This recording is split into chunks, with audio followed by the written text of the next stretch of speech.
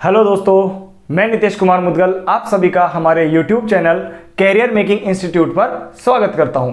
जी दोस्तों, जैसा कि आप सभी को पता है कि हम पढ़ रहे हैं सामान्य विज्ञान, और सामान्य विज्ञान में भी अब तक जो हमने पढ़ा है, जैसे कि हमने कोशिका विज्ञान पूरी पढ़ी है, साइटोलॉजी के बारे में पूरा अध्ययन किया। उसके बाद में हमने आपके जो मानव शरीर के तंत्र हैं वो स्टार्ट किए हैं, तो उनके अंदर हमने पाचन तंत्र का पूरा अध्ययन कर लिया था। वो दोनों वीडियोस आपको हमारे प्लेलिस्ट में मिल जाएंगी। अगर आपने वो वीडियोस नहीं देखी हैं तो आई बटन पे क्लिक करना और वहां से वो वीडियो देख लेना, आपको वहां पे मिल जाएंगी।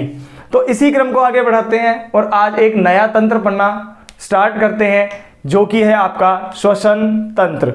तो सबसे पहले तो आपको ये बताऊं कि अगर आप हमारे चैनल पर नए हैं तो चैनल को सब्सक्राइब कीजिए, वीडियो को पूरा देखिए, ठीक है। बीच में स्किप करने से क्या होता है कि आपको वो चीज़ समझ में नहीं आएगी। तो वीडियो पूरा देखिए, अच्छी लगती है तो लाइक कीजिए, चैनल को सब्सक्राइब कीजिए और कमेंट भी कीजिए। तो चलिए शुरू करते हैं आज का वीडियो।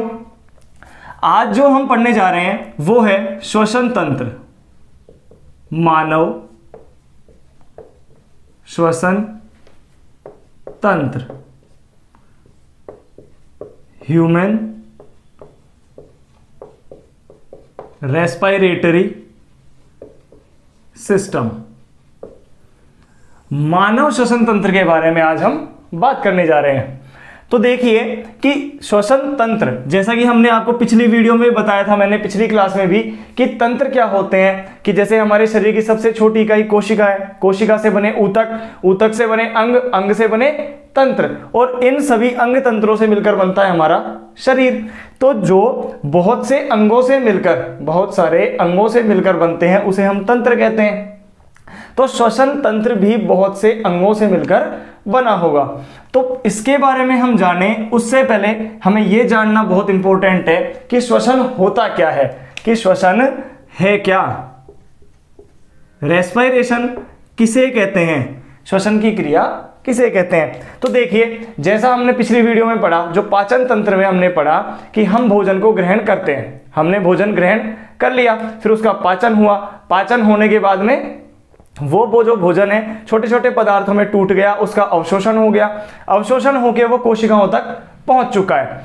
अब होगा क्या कि वहां से जो हमने भोजन ग्रहण किया है उससे हमें क्या चाहिए, ऊर्जा चाहिए। क्या चाहिए? ऊर्जा। और ये ऊर्जा भी किस रूप में? एटीपी के रूप में। तो जो हमने भोजन ग्रहण किया था, जैसे कि मैं एग्जांपल देता हूं कि जैसे कि हमने जो ग्लूकोज था, उस ग्लूकोज छोटे से छोटे अणु में टूट चुका है। कार्बोहाइड्रेट, कार्बोहाइड्रेट के बारे में पढ़ा, जो सबसे छोटे अणु ग्लूकोज में टूट गया है। ये ग्लूकोज, जिसको मैं लिख सकता हूं C6H12O6, ये कह सकता हूं। इस ग्लूकोज का ऑक्सीकरण होना, क्या होना? ऑक्सीकरण होना। देखिए, ऑक्सीकरण और अपचयन के बारे में भी हम आपको बताएंगे। तो ये ध्यान रखना कि ऑक्सीकरण का मतलब ऑक्सीजन की उपस्थिति में इसका अपघटन होना, ये क्या कहलाएगा? ऑक्सीकरण। तो ग्लूकोज का जब ऑक्सीकरण होगा तो इस ऑक्सीकरण से क्या बनेगा? कार्बन डाइऑक्साइड बनेगी प्लस जल, और इसके साथ में एटीपी। और ये एटीपी किसका स्वरूप है? ऊर्जा का स्वरूप है।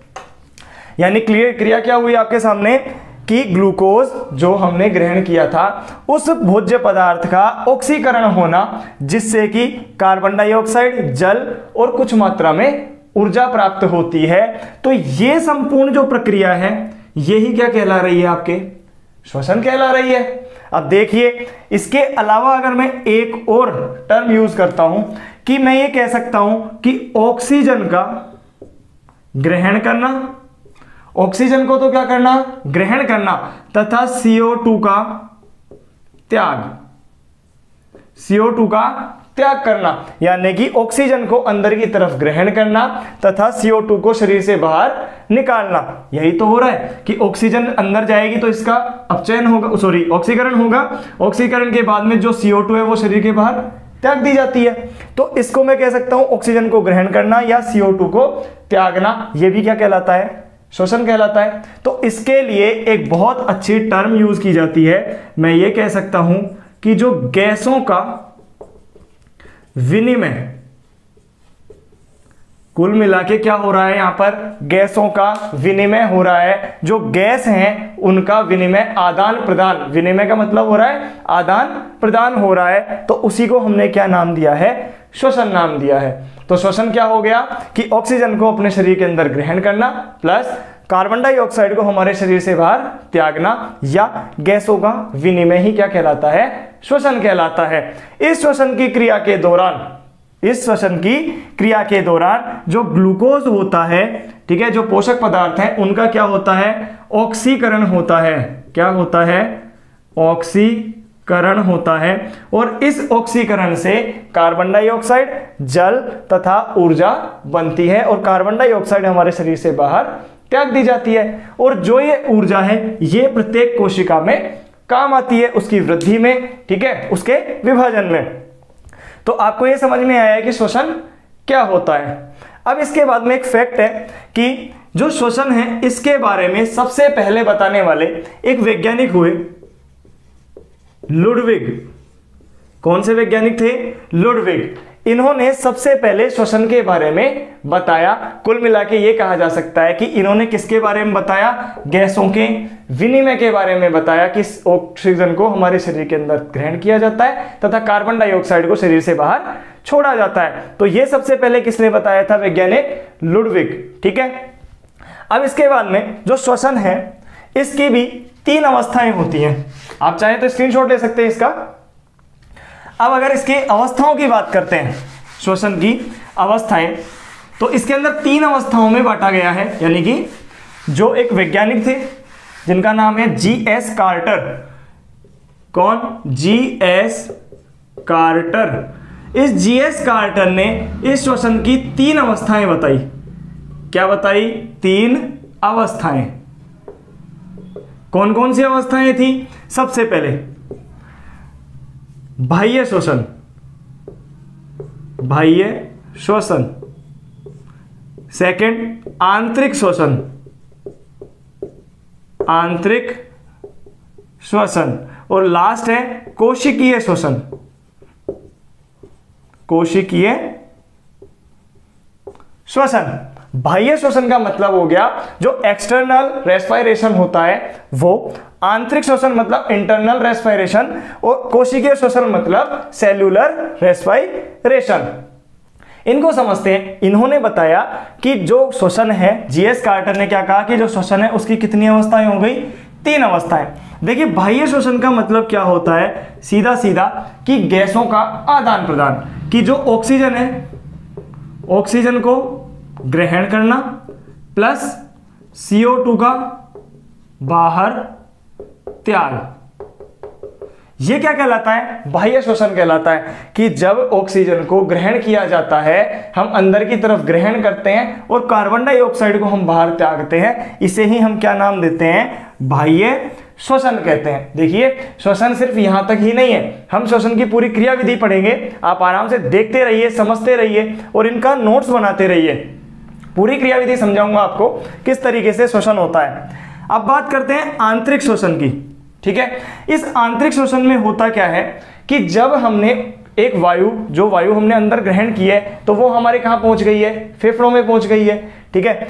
तो वो जो फेफड़ों में पहुंची है उन लंग्स में, ठीक है, उन कूपिकाओं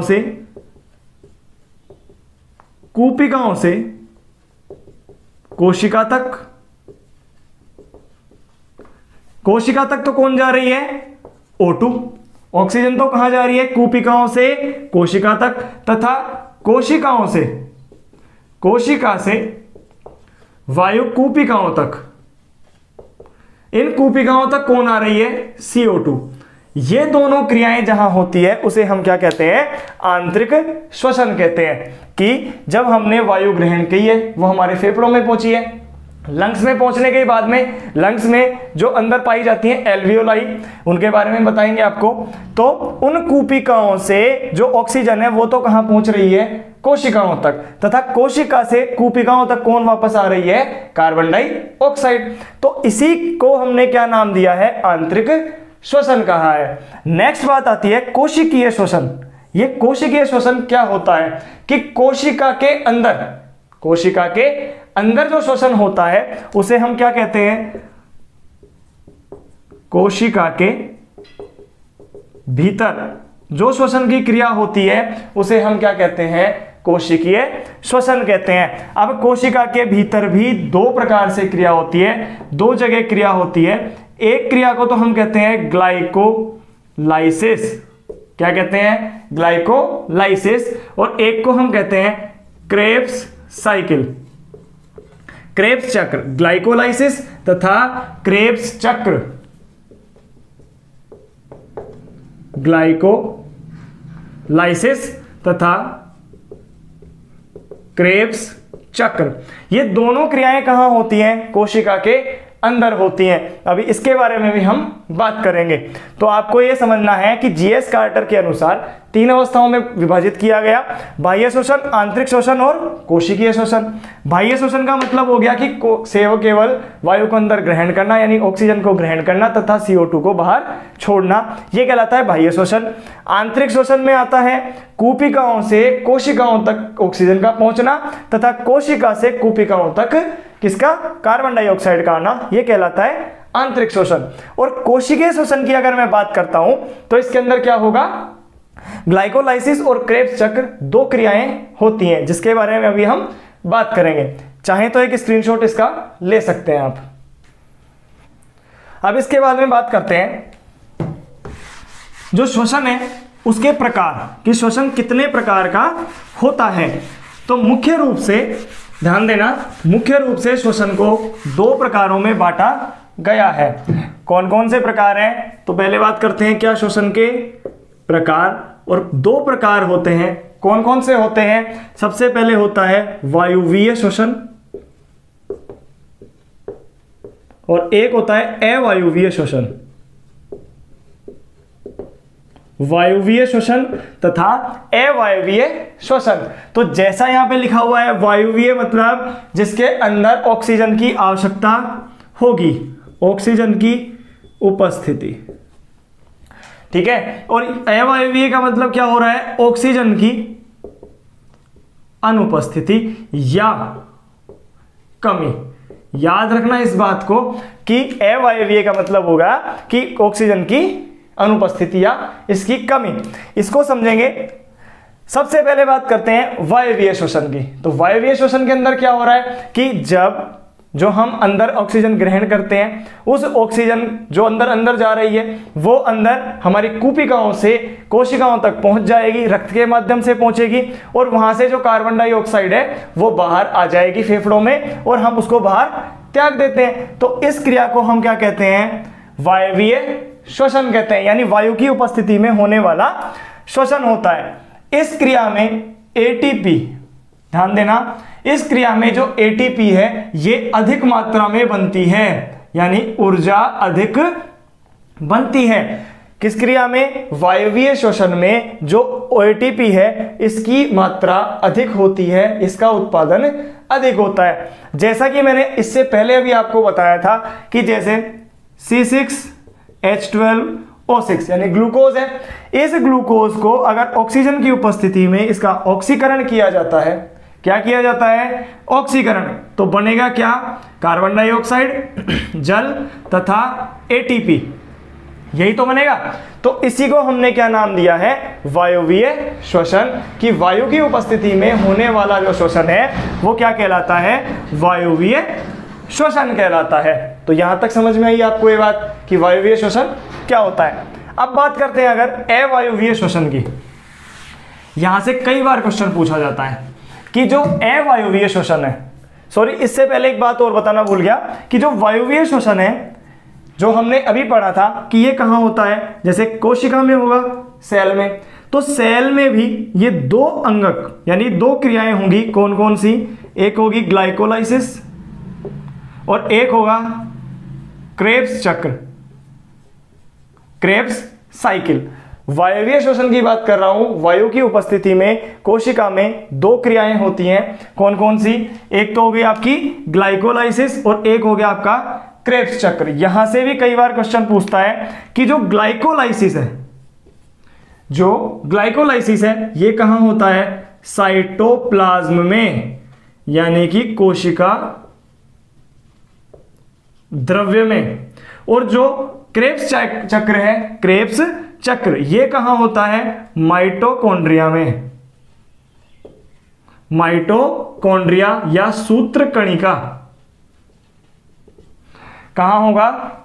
माइटोकॉन्ड्रिया या सूत्र कणिका में होता है। यहां से भी कई बार क्वेश्चन पूछा जाता है कि वायवीय श्वसन में होने वाली ग्लाइकोलाइसिस की क्रिया कहां संपन्न होती है? तो ग्लाइकोलाइसिस कहां होता है?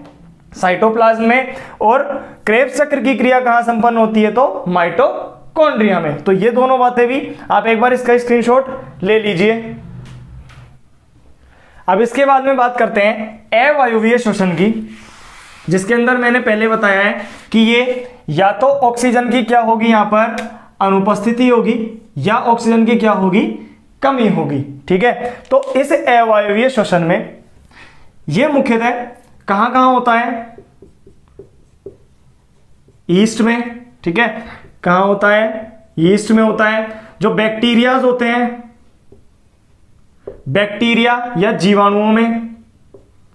इसके अलावा जो पेशियां होती हैं, मसल्स जो हमारी होती हैं, वहां भी कौन सा श्वसन पाया जाता है? अवायवीय श्वसन पाया जाता है। कौन सा श्वसन पाया जाता है? अवायवीय श्वसन पाया जाता है। अब ये देखिए कि अगर मैं इस ईस्ट की बात करता हूं, ध्यान से समझना इस बात को, बहुत बार क्वेश्चन पूछा जाता है कि जो ये ईस्ट होता है, इसके अंदर जो ग्लूकोज होता है, जो ये ग्लूकोज होता है, यह है जाइमेज एंजाइम। कौन सा एंजाइम? जाइमेज एंजाइम। एंजाइम का नाम आपको याद रखना है। इस जाइमेज एंजाइम की उपस्थिति में किसमें चेंज हो जाता है? इथाइल एल्कोहल में। इथाइल एल्कोहल, एल्कोहल में चेंज हो जाता है। ग्लूकोज की जो ग्लूकोज है वो जाइमेज एंजाइम की उपस्थिति में किसमें? इथाइल एल्कोहल में चेंज हो जाता है। कहां होता है ये? ईस्ट में होता है। आपको ये याद रखना है कि कहां होता है ये? ईस्ट में होता है। इसके अलावा और ये जो क्रिया है, ये जो क्रिया है, ये ऑक्सीजन की अनुपस्थिति में होती है, जब ऑक्सीजन की मात्रा बिल्कुल नहीं पाई जाती है। अगर मैं बात करता हूं पेशियों में, किसमें? पेशियों में, मांसपेशियों की अगर मैं बात करता हूं, तो यहां पर जब ऑक्सीजन की क्या हो जाती है? कमी हो जाती है। जब ऑक्सीजन की कमी हो जाती है तो इनकी कोशिकाओं में पाए जाने वाला ग्लूकोज किसमें चेंज हो जाता है? लैक्टिक एसिड में। किसमें चेंज हो जाता है ग्लूकोज? लैक्टिक अम्ल में। लैक्टिक अम्ल में चेंज हो जाता है। और ये याद रखना है आपको, ये कब होती है? ऑक्सीजन की कमी के कारण। देखिए, आपने कभी बार खुद ने नोट किया होगा कि जब हम ज्यादा देर तक एक्सरसाइज करते हैं, जैसे कि आप दौड़ रहे हो, ठीक है, आपको ऐसा लगता है कि आपको थकान होने लग गई, फिर भी आप दौड़े जा रहे हो, रुक नहीं रहे हो, तो आपके जो पैर की मांसपेशियां हैं वो थकने लगती हैं। फिर उसके अंदर क्या होगा कि ऑक्सीजन की कमी हो जाती है, क्योंकि ऑक्सीजन की पूर्ति नहीं हो पा रही है उस वक्त।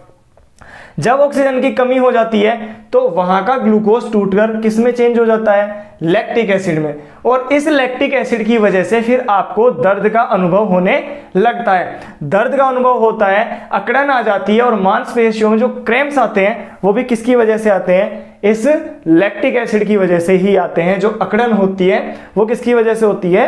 लैक्टिक एसिड की वजह से हो जाती है। तो याद रहेगा आपको कि अवायवीय श्वसन में अगर बात करें तो ईस्ट में तो ग्लूकोज किसमें चेंज होता है? इथाइल एल्कोहल में। ठीक है, इसके अलावा जो पेशियों की बात करेंगे तो ग्लूकोज लैक्टिक एसिड में परिवर्तित हो जाता है। इसके अलावा अगर अवायवीय श्वसन का एक उदाहरण और दें तो जो शर्करा किण्वन होता है,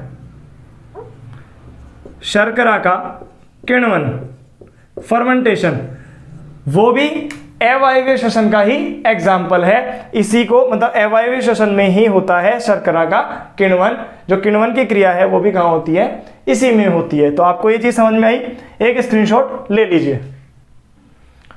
अब बात करते हैं जो मानव का श्वसन तंत्र है, वो श्वसन तंत्र किस किस अंग से मिलकर बना होता है, कि इसमें कौन कौन से मुख्य अंग होते हैं या इसे कितने भागों में बांटा गया है। तो मानव का जो श्वसन तंत्र है, ध्यान देना इधर कि मानव का जो श्वसन तंत्र है इसको मुख्य रूप से 3 भागों में बांटा गया है। कितने भागों में बांटा गया है? 3 भागों में बांटा गया है। पहला कि जो अपर रेस्पिरेटरी जो ऑर्गन्स है या सिस्टम है उसमें, यानी कि इसको आप कह सकते हो ऊपरी श्वसन तंत्र, अपर रेस्पिरेटरी सिस्टम। इसके बाद में दूसरा आता है निचला या नीचे वाला, निचला श्वसन तंत्र, और इसके अलावा आती हैं सहायक पेशियां, जो इसकी सहायक पेशियां होंगी। ठीक है, तो इस ऊपरी जो श्वसन तंत्र है उसमें आप खुद देखिए कि सबसे बाहर वाला जो भाग है हमारी नाक, हमारा जो नोज है वो, यानी कौन कौन आ गए इसके अंदर? नासा छिद्र या नासा मार्ग, नासा छिद्र या नासा द्वार कह सकते हो आप इसे, नासा छिद्र या नासा द्वार कह सकते हैं। इसके बाद में जो दूसरी संरचना है, जब आप अंदर की तरफ जाएंगे तो आपने पढ़ा था, जब हमने पिछली क्लास में देखा था पाचन वाली में, तो जो हमारी ग्रसनी होती है, जो हमारी ग्रसनी होती है फेरिंक्स, उसके अंदर क्या होता है? जो नासा द्वार है और जो मुख द्वार है ये दोनों एक जगह पर मिलते हैं। अभी उसका स्ट्रक्चर भी बनाएंगे आपके सामने। तो नेक्स्ट क्या आता है? आपकी ग्रसनी। क्या आएगी यहाँ पर? ग्रसनी। इस ग्रसनी के बाद में फिर आता है स्वरयंत्र, आपका लैरिंग्स। ठीक है, जो स्वरयंत्र है वो यहां पर आ जाता है। अब इस स्वरयंत्र के नीचे जो आगे जो वायु जाएगी वो इसमें आता है, जो निचला श्वसन तंत्र है, यानी आप इसको कह सकते हो लोअर रेस्पिरेटरी सिस्टम। जो लोअर रेस्पिरेटरी सिस्टम है इसके अंदर कौन कौन हो गए आपके? सबसे पहले ट्रेकिया, जिसको श्वास नाल कहते हैं, श्वास नाल या ट्रेकिया, ट्रेकिया हो गई। उस ट्रेकिया के बाद में यह ट्रेकिया भी क्या करती है? 2 भागों में बट जाती है, तो उसे हम क्या कहते हैं? श्वसनिका। सबसे पहले श्वसनी या श्वसनिकाएं, श्वसनी व श्वसनिकाएं। और तीसरे नंबर पे आता है हमारे फेफड़े। कौन है? हमारे फेफड़े। और सहायक पेशियों की अगर मैं बात करता हूं तो इन सहायक पेशियों में आता है एक तो डायफ्राम और एक आती है अंतरा परशुक पेशियां। अब एक एक को ध्यान से समझना। देखिए, जो ऊपरी श्वसन तंत्र है, सबसे ऊपरी वाला भाग जो श्वसन तंत्र का होता है, उसमें क्या क्या आ गए? हमारा जो नासा छिद्र है, सबसे बाह्य भाग है नासा छिद्र। उसके बाद में हमारी ग्रसनी जो यहां पर होती है, और जो एक कंठ होता है, ये कंठ आपका स्वर यंत्र जिसे हम कहते हैं, वो कहां आते हैं? ऊपरी श्वसन तंत्र में। निचले श्वसन तंत्र की बात करते हैं तो जो श्वास नाल है, ये श्वास नाल जो आगे जा रही है, फेफड़ों तक जा रही है, सीधी नलिका, वो किस में आती है? उसे क्या कहते हैं? ट्रेकिया। और इसमें आती है निचले श्वसन तंत्र में। फिर यह ट्रेकिया भी 2 भागों में बट जाती है, तो उन भागों को हम श्वसनी, तथा वो आगे जाके और कई भागों में बटती है, उसे हम कहते हैं श्वसनिकाएं। इसके बाद में फेफड़े। ठीक है, और सहायक पेशियों की बात करेंगे तो एक तो होता है हमारा डायफ्राम, और डायफ्राम के अलावा एक होती है अंतरा परशुक पेशियां। अंतरा परशुक पेशियों का मतलब होता है कि जो हमारी पसलियां होती हैं, क्या होती है? हमारी पसलियां, हमारी रिब्स, ये जो हमारे एक वक्ष कोटर का निर्माण करती हैं, उन पसलियों के मध्य में एक विशेष प्रकार की पेशियां पाई जाती हैं, जिसे हम क्या कहते हैं? अंतरा परशुक पेशियां, इंटरकोस्टल मसल्स कहते हैं। तो एक बार इसका स्क्रीनशॉट ले लीजिए आप। अब इसके बाद में हम बात करते हैं एक एक जो अंग हैं उनकी। तो सबसे पहले हमने देखा नासा छिद्र या जो नासा द्वार है, सबसे बाहर वाले जो हिस्सा है, जो हमारा नाक है, उसके बारे में। तो सबसे पहले कौन आ रहा है? नासा द्वार या नासा छिद्र, नासा छिद्र। तो इसके बारे में कोई खास बातें नहीं है, सिर्फ आपको इतना याद रखना है कि जो हमारे नासा छिद्र हैं वो कितने होते हैं, कितने होते हैं जी, 2 या 1 जोड़ी। किसी के ज्यादा है क्या, नहीं है ना, तो कितने होते हैं नासा छिद्र, 2 होते हैं या 1 जोड़ी हम कह सकते हैं। इसके अलावा इनके जो अंदर का भाग है, जब इन नासा मार्ग को हम आगे की तरफ चलेंगे, नासा छिद्र से आगे नासा मार्ग की तरफ जब चलते हैं तो यहां पर अंदर श्लेष्मा का आवरण पाया जाता है, श्लेष्मा का आवरण पाया जाता है। इसके अलावा यहां पर छोटे सूक्ष्म रोम पाए जाते हैं, बाल पाए जाते हैं, ये सब अंदर की संरचना होती है। जो ये रोम या बाल होते हैं और तथा ये जो श्लेष्मा होता है, जिससे क्या स्रावित होता है, श्लेष्म स्रावित होता है, ठीक है। म्यूकस, जिसे म्यूकस कहते हैं, ये म्यूकस क्या करता है कि जो बाहर से हम श्वास अंदर की तरफ लेते हैं उसके साथ जो धूल के कण, ठीक है, जो परागकण या इसके अलावा जो जीवाणु होते हैं उनको यहीं पर रोक लेते हैं। ये जो रोम है, बाल हैं तथा ये श्लेष्म है। तो इसका मुख्य कार्य क्या हो गया, बाहर से जाने वाले जो अतिरिक्त पदार्थ हैं उनको यहाँ पर रोक लिया जाता है तथा उसको बाहर हम निकाल देते हैं श्लेष्म के द्वारा। इसके अलावा यहाँ पर जो नासा द्वार हैं, इनसे जब आगे की तरफ चलते हैं तो एक विशेष टर्बाइनल अस्थि, कौन सी अस्थि, टर्बाइनल अस्थि पाई जाती है, अंदर की तरफ होती है, जो कि एक घुमावदार होती है। कैसी होती है जी, घुमावदार होती है। और जो हम वायु ग्रहण करते हैं अंदर की तरफ, फेफड़ों में जो वायु जा रही है वो इसमें चक्कर काटती हुई जाती है। तो इस वजह से जो श्लेष्म लगा हुआ है वहां पर वो धूल के कण चिपक जाते हैं। पहला काम तो ये हो गया। दूसरा कि जो टर्बाइनल अस्थि है वो वायु के टेम्परेचर को, किसको, वायु के तापमान को भी निश्चित करती है, नियंत्रित करती है। जब हम अधिक सर्दी वाले मौसम की बात करें, बहुत ज्यादा ठंड है, तो वायु भी कैसी है, चारों तरफ ठंडी है। तो आप बार बार श्वास ले रहे हैं और छोड़ रहे हैं, ठीक है। आपने जो श्वास अंदर ग्रहण की है, अगर वो बार बार ठंडी जाएगी तो आपके जो शरीर का टेम्परेचर है वो भी क्या हो जाएगा, कम हो जाएगा, इससे आप बीमार हो सकते हैं। लेकिन जो टर्बाइनल अस्थि की जो घुमाव है, इन घुमावों की वजह से जब श्वास अंदर हम ग्रहण करते हैं तो वो इनके अंदर चक्कर काटते हुए उसका जो तापमान है वो हमारे शरीर के तापमान जितना हो जाता है, जिसकी वजह से अंदर जो वायु पहुंचती है वो हमारे शरीर के तापमान के बराबर होती है, ठीक है। तो इसका काम क्या हो गया मुख्य, एक तो जो बाहर के धूल के कण आ जाते हैं या एक्स्ट्रा जो भी पार्टिकल्स जा रहे हैं उनको रोकना, पहला काम। दूसरा जो तापमान है उसका नियंत्रण करना। तो ये दोनों काम इसके हो जाते हैं। अब होगा क्या, इस नासा छिद्र से जब वायु अंदर की तरफ प्रवेश करेगी, ठीक है, इस टाइप से जब हम चित्र एक बनाते हैं यूं, ठीक है, यहां से जो हमारे नासा छिद्र है, ये नासा मार्ग है और ये हमारा मुख है। यही तो होता है कि ये तो हमारा क्या है, माउथ है, और ये हमारी नोज है। जब ऊपरी भाग से जब ये वायु अंदर प्रवेश करती है तो जहां पर नासा मार्ग और मुख दोनों मिलते हैं उसे हम क्या कहते हैं, ग्रसनी। क्या कहते हैं, उस पार्ट को हम ग्रसनी कहते हैं। उस ग्रसनी से होते हुए जो वायु है वो यहां पर कंठ, इस कंठ से नीचे होते हुए जो ये ट्रेकिया है, इस ट्रेकिया में पहुंचती है। ट्रेकिया के बाद में ये 2 पार्टों में बट जाते हैं। बटने के बाद में जो यहां पे इस तरीके से हमारे लंग्स आ जाते हैं। धीरे धीरे इसके बारे में पढ़ते हैं। तो अभी बात करेंगे क्या कि जो नासा मार्ग है यहां से वायु निकलकर कहां पहुंच गई है, ग्रसनी में पहुंच गई है। तो ग्रसनी की अगर मैं संरचना की बात करूं, ध्यान से देखना कि अगर मैं ग्रसनी की संरचना की बात करता हूं,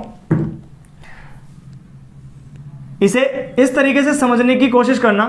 ऐसा नहीं है कि चौकोर होती है, चौकोर नहीं होती है, सिर्फ समझने के लिए आप समझें इसे कि ये 3 पार्टों में डिवाइडेड होती है, 3 भागों में बटी हुई होती है हमारी। सबसे ऊपरी भाग को हम कहते हैं नासा ग्रसनी।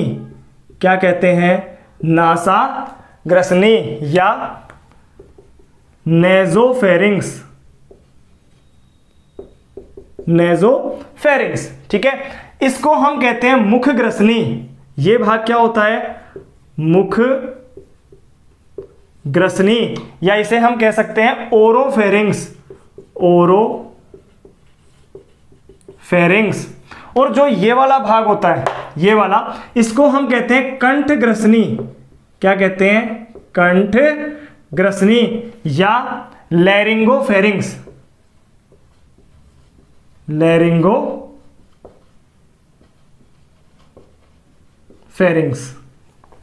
3 भागों में डिवाइडेड होती है, नासाग्रसनी, मुखग्रसनी तथा कंठग्रसनी। समझ में आया यहां तक?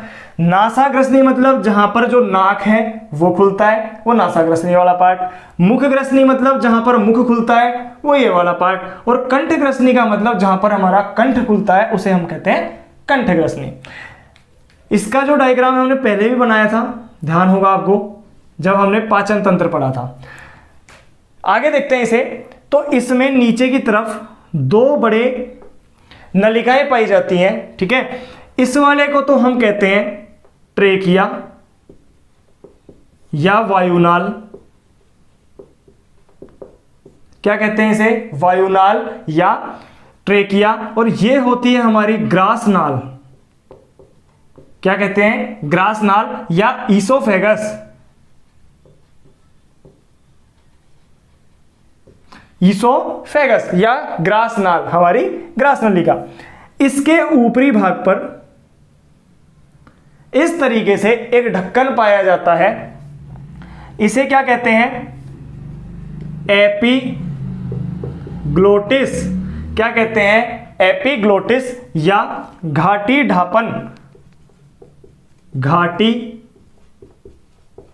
ढापन क्या कहेंगे इसे? घाटी ढापन या घाटी को ढकने वाला। अब समझना इस बात को कि जब हमने मुख से कोई भोजन ग्रहण किया तो वो भोजन इसमें नहीं जाकर कहां जाना चाहिए? सीधा इसमें जाना चाहिए। इसी वजह से ये घाटी ढापन इसको बार बार बंद कर देता है। पहली बात तो ये समझ में आनी चाहिए कि घाटी ढापन या एपिग्लोटिस का कार्य क्या होता है। अब बात करते हैं कि जब हमने वायु यहां से प्रवेश की नासाग्रसनी से, जैसे हमने श्वास लिया, श्वास लेने के बाद में जो ये वायु यहां से आई है वो कहां जाएगी? इस ट्रेकिया में जाएगी। इस ट्रेकिया में जाएगी। इसके लिए ये जो ढक्कन है ये खुलता है और ये अंदर की तरफ वायु प्रवेश करती है। तो आपको ये ग्रसनी की संरचना यहां से समझ में आनी चाहिए कि ये कितने पार्टों में डिवाइड होती है? 3 पार्टों में होती है। कौन कौन से हो गए? जो आगे वाला पार्ट है उसे हम कहते हैं मुखग्रसनी, ऊपर वाला पार्ट है वो नासाग्रसनी, और ये कंठग्रसनी। कंठग्रसनी के अंदर भी 2 पार्ट हो गए। ठीक है, जिसके अंदर हमने एक को ट्रेकिया बोला, एक नाल को, और एक को बोला ईसोफेगस या ग्रासनाल। ग्रासनाल के बारे में हमने पाचन तंत्र में पढ़ लिया है पूरा। आज हम इसके बारे में पढ़ेंगे, ट्रेकिया के बारे में। तो नासाग्रसनी, और इसके बाद में नासाग्रसनी से सीधा कहां आ गया है? ये ट्रेकिया में चली जाती है, जो हमारी वायु होती है। समझ में आया? वायुनाल में चली जाती है। चाहे तो एक स्क्रीनशॉट ले सकते हैं इसका भी। अब बात करते हैं, जो ये वायु है अब कहां पहुंच गई है? हमारे वायुनाल में। कहां पहुंच गई है जी? वायुनाल में। तो वायुनाल में पहुंचने के बाद में, यानी आप ये समझिए कि मुख से यहां मुख ग्रसनी, इस ग्रसनी से सीधी ट्रेकिया में पहुंच रही है। लेकिन उससे पहले एक संरचना आती है जिसने हमें नाम दिया है स्वर यंत्र, लैरिंग्स। क्या कहते हैं उसे? लैरिंग्स, या इसे दूसरा नाम भी कहते हैं कंठ। क्या कहते हैं? कंठ कहते हैं। कि ट्रेकिया में जाने से पहले जो वायु है वो कंठ से होकर गुजरती है। अगर मैं इस कंठ की बात करता हूं, यह कंठ 9 प्रकार की, कितनी? 9 प्रकार की उपास्थियों से मिलकर बना होता है। किससे मिलकर बना होता है? 9 प्रकार की उपास्थियों से मिलकर बना होता है। 9 उपास्थियां इसके अंदर पाई जाती हैं, और इनका जो व्यवस्थित होने का क्रम है, उस क्रम के आधार पर ही जब वायु इसके अंदर से ऊपर की तरफ या ऊपर से नीचे की तरफ जाती है, तो इनके अंदर क्या होगा? कंपन होगा। ठीक है, वाइब्रेशन होगा। और इस वाइब्रेशन के कारण ही क्या निकलती है, ध्वनि निकलती है, एक साउंड बनती है। और जो हम बोल रहे हैं, जो हम बोल सकते हैं, विशेष प्रकार की साउंड निकाल सकते हैं, वो किसकी वजह से होता है, इस स्वर यंत्र की वजह से होता है। ये स्वर यंत्र हमारे, ये ग्रसनी है, इस ग्रसनी के जस्ट नीचे वाले पार्ट में यूं उभरा हुआ जो आपको ये दिख रहा है, यहाँ पर आप खुद चेक कर सकते हैं। देखिए फिजियोलॉजी में यही होता है कि आप खुद अनुभव कीजिए, अनुभव करोगे तो ज़्यादा याद होगा। तो आपका जो ये गले वाला पार्ट है, यहाँ पर आप देख सकते हैं जो ये उपास्थि है, ये स्वर यंत्र होता है, ठीक है। तो इसके अंदर कितनी उपास्थि हो गई, 9 प्रकार की उपास्थि हो गई, और कंपन के द्वारा ध्वनि उत्पन्न होती है। सिर्फ इतना सा आपको इसके बारे में याद रखना है। अब इसके बाद में मेन इंपॉर्टेंट पॉइंट, ये तो हो गया आपका ऊपर वाला जो श्वसन तंत्र है उसकी बात। निचले श्वसन तंत्र में जो सबसे पहली संरचना आती है उसे हम कहते हैं श्वास नली, या क्या कहेंगे उसे, ट्रेकिया। क्या कहते हैं उसे, श्वास नली या ट्रेकिया। ट्रेकिया क्या है, ट्रेकिया समझना इसे, कि अगर मैं इसका इस तरीके से डायग्राम बनाता हूं, ध्यान से देखना कि जो हमने ग्रसनी में देखा, यहां पे हमने देखा है, इधर ध्यान दें कि जहां हमने ये भी देखा है इसे, कि पहले मुख गुहा से निकलते हुए कहां आ गई है, ग्रसनी में, ग्रसनी से कंठ से होते हुए जो ये वाला भाग है इसका, इस भाग पर विशेष प्रकार की एक उपास्थि पाई जा रही है जो कि कुछ उभरी हुई है इस तरीके से। और ये क्या किसका निर्माण कर रही है, कंठ का निर्माण कर रही है। उस कंठ के बाद में यहां पर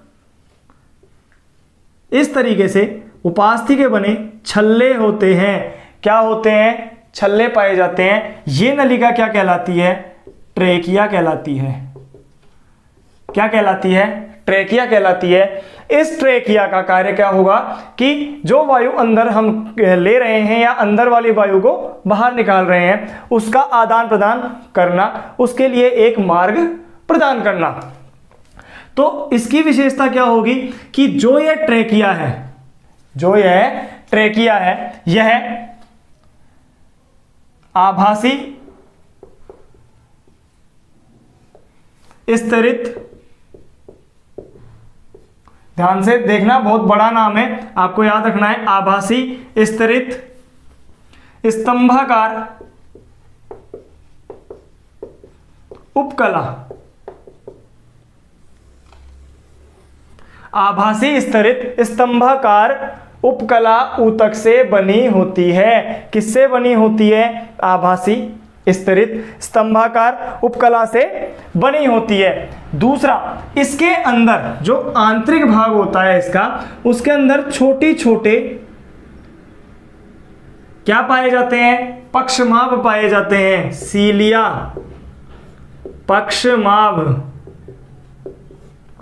ठीक है, तो आप इसको ये भी लिख सकते हो, आभासी स्तरित पक्षमाभीय, पक्षमाभीय स्तंभाकार उपकला से निर्मित होती है। किससे निर्मित होगी, आभासी स्तरित पक्षमाभीय स्तंभाकार उपकला से निर्मित होती है। ये जो पक्षमाभ होते हैं इनका विशेष कार्य क्या होता है कि अगर कोई धूल का कण या कोई भोजन का कण हमारी ट्रेकिया में चला जाता है गलती से, कि आप भोजन करते समय बोल रहे हैं बार बार, या किसी वजह से आपके वो कण अंदर चला गया है ट्रेकिया में, तो ये जो पक्षमाभ हैं ये इसको बाहर की तरफ धकेलते हैं, उसको वहां से बाहर निकालते हैं और हमारे फेफड़ों तक उसे जाने से रोकते हैं। तो मुख्य कार्य क्या हो गया इनका कि जो भी एक्स्ट्रा पार्टिकल्स अंदर जा रहा है उसको रोकना।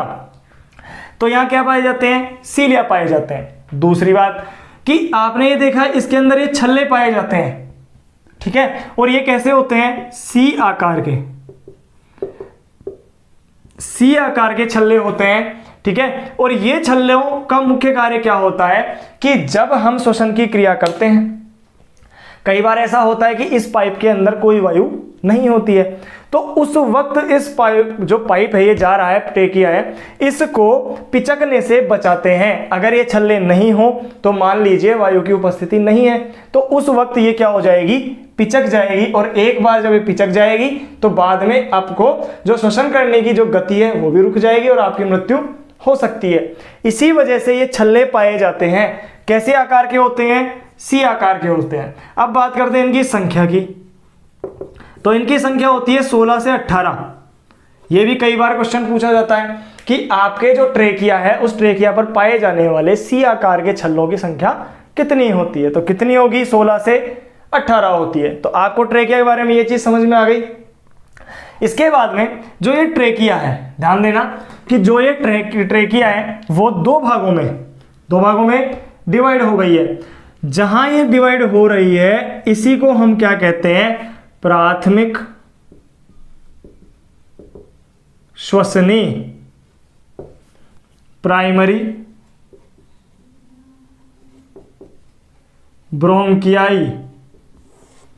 क्या कहेंगे इसको, प्राथमिक श्वसनी। जो सबसे पहले डिवाइड होकर दो भागों में बढ़ जाती है ट्रेकिया, उसको क्या कहेंगे हम, प्राथमिक श्वसनी कहते हैं। और यही श्वसनी आगे जाके किस में परिवर्तित होती है, जो द्वितीयक श्वसनी में परिवर्तित होती है।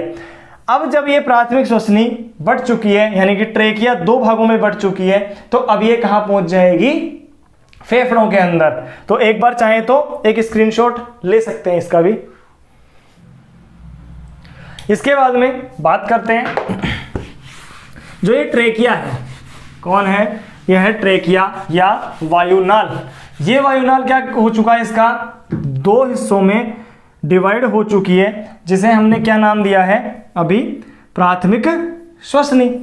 अब देखिए जो ये प्राथमिक श्वसनी है, इस तरीके से इसे डिवाइड करते हैं, इस तरीके से ये डिवाइड हो गई है और ये डिवाइड होकर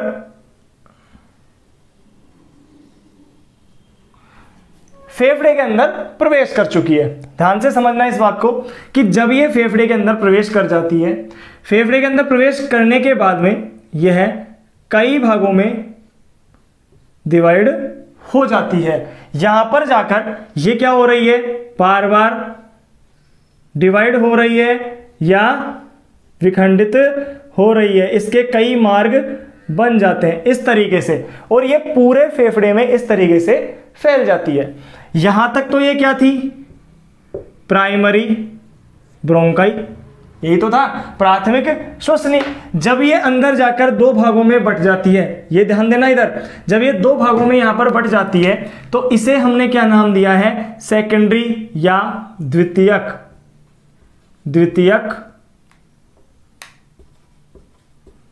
श्वसनी, द्वितीयक श्वसनी कहते हैं इसे। जब यह है प्राथमिक श्वसनी दो भागों में बंटती है तो इसे क्या कहते हैं हम, द्वितीयक श्वसनी कहते हैं। और यह श्वसनी आगे जाकर बहुत से छोटे छोटे ब्रांच में बट जाती है, छोटी छोटी शाखाओं में बट जाती है और इसके साथ ये पूरे फेफड़े में फैल जाती है। यही तो हो रहा है, समझ में आ रहा है आपको कि ये इस तरीके से पूरे फेफड़े में फैल जाती है। जब यह द्वितीयक श्वसनी बार बार यहां पर विभाजित होती है या बट जाती है बहुत सी शाखाओं में, तो इन शाखाओं को एक नाम दिया जाता है जिसे हम कहते हैं श्वसनिका। क्या कहेंगे, श्वसनिका। क्या कह रहे हैं इसे हम, श्वसनिका या ब्रोंकियोल, ब्रोंकियोल्स। क्या कहेंगे इसे, ब्रोंकियोल या श्वसनिका कहेंगे। जो ये श्वसनिका होती हैं इनके अंतिम किनारे पर, जो ये श्वसनिका होंगी इनके अंतिम किनारे पर इस तरीके से एक संरचना, गुच्छकनुमा संरचना पाई जाती है। गुच्छकनुमा संरचना पाई जाती है और इस गुच्छकनुमा संरचना को हम क्या कहते हैं, कूपिकाएं, कूपिकाएं या एल्वियोलाई, एल्वियोलाई या कूपिकाएं कहते हैं। तो आपको एक चीज समझ में आ गई होगी कि कौन कौन सी संरचनाएं हो गई। अब यहां पर सबसे पहले बाहर जो भाग है इसे हम क्या कह रहे हैं, ट्रेकिया। ट्रेकिया दो भागों में बट जाती है जिसे हम कहते हैं प्राथमिक श्वसनी, प्राथमिक श्वसनी, उसके बाद में जो ये आगे जाके बढ़ती है उसे कहते हैं हम द्वितीयक श्वसनी। ये द्वितीयक श्वसनी में और विभाजन होता है जिसे हम कहते हैं श्वसनिका, श्वसनिका या ब्रोंकियोल्स, और ब्रोंकियोल्स के अंतिम सिरे जो कि क्या होते हैं, कूपिका या एल्वियोलाई कहलाते हैं। और आपको ये बता दूं कि प्रत्येक फेफड़े में लगभग 30 मिलियन, कितनी, 30 मिलियन कूपिकाएं पाई जाती हैं, वायु कूपिकाएं पाई जाती हैं 30 मिलियन। और 1 मिलियन में कितने होते हैं जी, 10 लाख। अब आप मल्टीप्लाई कर लेना, 1 मिलियन में 10 लाख तो 30 मिलियन होते हैं, ठीक है। तो लगभग एक फेफड़े में इतनी एक कूपिकाएं पाई जाती हैं।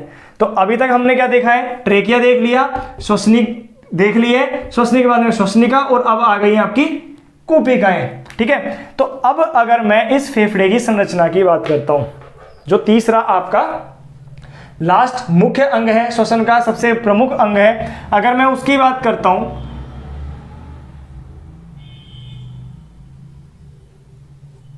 इस तरीके से, ठीक है। जो आपको ये श्वसन जो मुख्य अंग है फेफड़ा वो दिख रहा होगा। अगर इसकी बात करते हैं तो यह बायां भाग, देखिए हमेशा बायोलॉजी में एक और चीज ध्यान रखना, अगर आप इसको देख रहे हैं तो आपका एक तरीके से ये लेफ्ट होना चाहिए, ये राइट होना चाहिए, लेकिन बायोलॉजी में हमेशा उल्टा होता है। जो राइट है वो लेफ्ट है, यानी ये इसका कौन सा पार्ट है, लेफ्ट पार्ट है, और ये इसका कौन सा पार्ट है, राइट पार्ट है। ध्यान रखना, जो लेफ्ट पार्ट है और राइट पार्ट है ये जस्ट उल्टा होता है, क्योंकि जैसे मैं आपके सामने खड़ा हूं तो जो मेरा राइट है, ये मेरा राइट है, तो ये आपके लिए राइट ही होगा बायोलॉजी में, ठीक है। तो राइट वाला पार्ट ये है और लेफ्ट वाला पार्ट ये है। आपको एक चीज बताता हूं कि जो इसका लेफ्ट वाला पार्ट है, ध्यान से सुनना, कि जो इसका राइट वाला पार्ट है वो थोड़ा छोटा होता है। कैसा होता है जी, छोटा होता है, ध्यान देना, छोटा होता है, लेकिन उसके अपेक्षा ज्यादा चौड़ा होता है, इसकी अपेक्षा ज्यादा चौड़ा होता है। दिख रहा होगा आपको अंतर, लेकिन ये वाला जो पार्ट है ये थोड़ा सा क्या होता है, बड़ा होता है, ठीक है, और इसकी अपेक्षा कम चौड़ा होता है। पहला डिफरेंस। दूसरा बहुत इंपॉर्टेंट डिफरेंस कि जो इसका ये बड़ा वाला पार्ट है यह मुख्य रूप से 2 खंडों में विभाजित होता है। कितने खंड पाए जाते हैं इधर, 2 खंड इस तरफ, और जो राइट वाला पार्ट है इसके अंदर कितने खंड पाए जाते हैं, 1, 2 और 3। इसके अंदर कितने खंड होते हैं, 3 खंड। बहुत कंफ्यूजन होता है, आपको ये कंफ्यूजन नहीं रखना है आपके दिमाग में कि जो फेफड़े होते हैं हमारे उसके अंदर जो राइट पार्ट है, इसको याद रखने के लिए क्या करना पड़ेगा आपको, देखिए इधर कि जो राइट पार्ट है R, ठीक है, और जो बड़ा कौन सा है L, तो L को ऐसे लिख लेना, और जब भी आप पढ़ो इसको याद रखना, यानी इसको देखना, जब भी आप इसके नोट्स बना रहे हो तो एक कोने में इसको ऐसे लिख लो, R और L कर लो बड़ा। क्लियर है। दूसरा, जब पार्टों की बात करते हैं तो यहां लिख लो छोटा छोटा, इसके 3 और इसके 2। फेफड़े के सामने जब आप इसको बना रहे हो तो ऐसा एक सिग्नेचर बना चल सकते हो, क्योंकि जैसे हम अभी पढ़ेंगे आपसे, जब हम किडनी के बारे में पढ़ेंगे वहां बताऊंगा कि कौन सी बड़ी है, कौन सी छोटी है, कौन सा ऊपर है, कौन सा नीचे, सब आपको बताएंगे। तो इस तरीके से सिग्नेचर हो जाता है, तो आपको सीधा सीधा देख के समझ में आता है कि राइट वाला छोटा है, लेफ्ट वाला बड़ा है, राइट वाले में 3 पार्ट है, लेफ्ट वाले में 2 पार्ट है। सीधा से केवल उसी को देख के आपको समझ में आ जाता है। तो आपको समझ में आ रहा है, 2 पार्टों में बटा है, लेफ्ट और राइट। राइट वाला थोड़ा सा छोटा होता है लेकिन थोड़ा चौड़ा होता है, और पार्ट कितने होते हैं इसके, 3 खंड होते हैं। बहुत से स्टूडेंट यही गलती करते हैं। इसके अंदर कितने पार्ट होते हैं, 2 पार्ट होते हैं, और ये इस तरीके से बटा होता है। एक और कि जो फेफड़े होते हैं वह दोहरी झिल्ली युक्त होते हैं। बाहरी जो आवरण है, प्लूरा का आवरण पाया जाता है, क्या कहते हैं इसे, प्लूरा, और यह दोहरी झिल्ली होती है इसके चारों तरफ, जो कि इसको बाह्य आघातों से रक्षा प्रदान करती है। यह फेफड़ा हमारे वक्ष स्थल में, ठीक है, वक्ष कोटर में, वक्ष कोटर जो हमारे होते हैं उस वक्ष कोटर के अंदर क्या होते हैं, ये बंद रहते हैं। इस वक्ष कोटर का निर्माण, इधर लिखता हूं मैं, वक्ष कोटर का निर्माण पसलियों से होता है। किससे होता है? पसलियों से, रिब्स। जो हमारे रिब्स होती हैं, पसलियां होती हैं, उनसे इसका निर्माण होता है। यह एक बंद संरचना होती है। तो आपको यहां तक समझ में आया फेफड़ों का संरचना। तो एक स्क्रीनशॉट इसका भी ले लीजिए।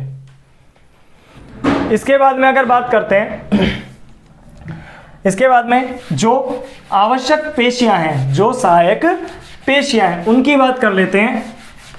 तो इसके अंदर दो मुख्य रूप से पेशियां काम आती हैं।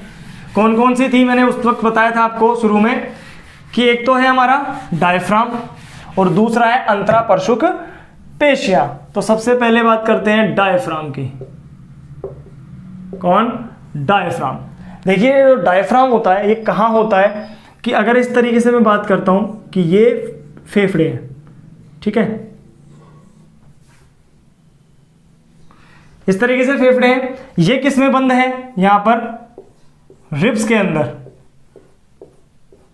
इस तरीके से जो रिब्स हैं हमारी, जो पसलियां हैं, वो इनको चारों तरफ से घेरे हुए हैं और सामने यहां पर एक संरचना पाई जाती है, इस तरीके से अस्थि पाई जाती है, जिसे हम कहते हैं स्टर्नम। समझना इस बात को कि जो ये अस्थि है इसे तो हम क्या कहते हैं? स्टर्नम, ठीक है। और ये हमारी है पसलियां या रिब्स। इनके बिल्कुल नीचे यानी इस जगह पर यहां पर एक अर्धचंद्राकार या इस कर्व के रूप में डायफ्राम उपस्थित होता है, ठीक है। यह एक विशेष प्रकार की पेशियां हैं जो ऐसे होती हैं, चंद्राकार रूप में होती है। इसका मुख्य कार्य क्या होता है कि जो सेक्शन बन रहे हैं, यानी कि हमारा वक्ष से ऊपर वाला भाग तथा नीचे वाला भाग, उदर वाला भाग, जिसको पेट वाला भाग कहेंगे, उन दोनों को अलग करता है। इसीलिए इसे क्या कहते हैं हम? मध्यपट। मध्यपट कहते हैं। डायफ्राम को क्या कहते हैं? मध्यपट, क्योंकि ये बिल्कुल मिडिल में होता है और दोनों भागों को अलग अलग करता है। क्लियर रहेगा आपको? इसके अलावा इसका जो मुख्य कार्य हो गया, कार्य क्या हो गया? एक तो श्वसन में मुख्य भूमिका निभाता है। जो हम श्वसन कर रहे हैं, अंतर श्वसन करेंगे, बाह्य श्वसन करेंगे, उसके अंदर मुख्य भूमिका निभाता है। इसके अलावा मलमूत्र त्याग में यह मुख्य भूमिका निभाता है। इसके अलावा प्रसव के दौरान इसकी मुख्य भूमिका होती है। तो जो ये डायफ्राम है यह किस तरीके से कार्य करता है, जब हम श्वसन की क्रियाविधि पढ़ेंगे तब आपको मैं बिल्कुल डिटेल से इसके बारे में बताऊंगा। तो एक तो होगी ये वाली पेशी, दूसरा जो पेशी का है वो नाम है अंतरापरशुक पेशियां। अंतरापरशुक पेशियां, इंटरकोस्टल मसल्स, ठीक है। इंटरकोस्टल मसल्स का मतलब हो गया कि देखिए इधर कि ये हमारी सबसे आगे वाला पार्ट, यानी ये वाला पार्ट जो हमारी स्टर्नम है, ठीक है। स्टर्नम, और इस स्टर्नम से क्या जुड़ी हुई है? हमारी पसलियां जुड़ी हुई हैं। इस तरीके से पसलियां जुड़ी हुई हैं, इधर से भी आने वाली पसलियां जुड़ी हुई हैं। इस तरीके से पसलियां जुड़ी हुई हैं और एक पूरे पिंजरे का निर्माण कर रही हैं, जो ये पीछे की तरफ हमारे कशेरुक दंड से जुड़ी होती है, ठीक है। इन पसलियों के मध्य में, इन पसलियों के मध्य में यहां पर इस तरीके से विशेष पेशियां पाई जाती हैं जो कि गति करती हैं, संकुचन होता है, शिथिलन की क्रिया होती है। और इन्हीं क्रिया के दौरान जब ये क्रिया होती है, इन्हीं क्रिया से क्या होता है, जो अस्थि पंजर जो हमारे बना हुआ है, वक्ष कोटर है, इस कोटर का आयतन में वृद्धि और कमी होती है। तो किस तरीके से आयतन में वृद्धि होती है? जब आयतन में वृद्धि होगी तो हम उसको वायु को अंदर की तरफ ग्रहण करते हैं, और जब इसका संकुचन होगा तब उस वायु को हम बाहर छोड़ते हैं। ये हम उसकी क्रियाविधि में बताएंगे आपको। तो आपको अभी तो ये याद रखना है कि डायफ्राम एक पेशी तो कहां होती है? इनके जस्ट नीचे की तरफ। दूसरा, अंतरापरशुक जो पेशियां होती हैं ये कहां होती हैं? जो हमारी पसलियां होती हैं उन पसलियों के मध्य में होती है। इसके अलावा एक बात और बता देता हूं कि मानव में 12 जोड़ी क्या पाई जाती हैं? पसलियां पाई जाती हैं। टोटल कितनी हो गई? 24 हो गई। 12 जोड़ी पसलियां पाई जाती हैं, लेकिन इनके मध्य में जो ये पेशियां पाई जाती हैं ये कितनी होंगी? फिर ये होती हैं 11 जोड़ी, ठीक है। आप खुद बना के देख सकते हो, 12 लाइनें इस तरीके से बना लेना, ठीक है, और इनके मध्य वाले स्थान को गिन लेना, कितना होगा 11 ही होगा। तो 12 जोड़ी अगर पेशियां हैं, 12 जोड़ी पसलियां हैं, तो 11 जोड़ी क्या होती है, अंतरा परशुक पेशियां पाई जाती हैं। यह भी कई बार पूछा जाता है। तो इसी के साथ जो आज का ये टॉपिक हम पढ़ रहे थे कि श्वसन तंत्र की संरचना, वो कंप्लीट होता है। इसके बाद में श्वसन किस तरीके से होता है, ऑक्सीजन का परिवहन कैसे होता है, कार्बन डाइऑक्साइड का परिवहन कैसे होता है, या हम वायु को किस प्रकार अंदर ग्रहण करते हैं, किस प्रकार बाहर छोड़ते हैं, वो सब पूरी क्रियाविधि हम नेक्स्ट वीडियो में पढ़ेंगे। और इनके अलावा जो भी श्वसन से रिलेटेड क्वेश्चन बनते हैं, ठीक है, जो मुख्य पॉइंट है इसके, वो भी आपको बताए जाएंगे कि श्वसन दर क्या होती है। श्वसन दर तो आपको वैसे ही पता होना चाहिए कि जो श्वसन दर है कितनी होती है आपकी। हमारे एक वयस्क की बात करता हूं अगर मैं, तो वयस्क में लगभग 12 से 16 प्रति मिनट, ये हमारी श्वसन दर होती है वयस्क की। अगर बच्चों की बात करते हैं कि 5 साल का अगर कोई बच्चा है, उस 5 साल के बच्चे में लगभग कितनी होती है, 25 के आसपास, 25-26 पर मिनट, ठीक है। और अगर मैं बात करता हूं बर्थ के टाइम की, जन्म के समय अगर बच्चे की बात करते हैं, तो 35 पर मिनट। इसे भी आप नोट कर लें कि वयस्क में जो श्वसन दर है, कि श्वसन दर का मतलब हो गया सांस को अंदर लेना और बाहर छोड़ना। ये हम कितना करते हैं, 1 मिनट में 12 से 16 बार, ठीक है। और ये 5 साल के बच्चे में 25 से 26 बार। ये इस तरीके से ये तो घटती बढ़ती रहती है। जब हम एक्सरसाइज करते हैं तो इसकी दर सबसे ज़्यादा हो जाती है, ठीक है। भोजन करते समय इसकी दर सबसे कम हो जाती है। ये सब अभी बाद में पढ़ेंगे इसके बारे में। तो आज की वीडियो में इतना ही। आई होप कि आपको ये वीडियो बहुत पसंद आई होगी, अच्छा लगा होगा, कुछ नया सीखने को मिला होगा। अगर आपको अच्छा लगा है तो वीडियो को जरूर लाइक करें, शेयर करें, कमेंट करें। कमेंट करके जरूर बताएं कि आपको वीडियो कैसी लगती है। तब तक के लिए घर पर रहें, सुरक्षित रहें। जय हिंद, जय भारत।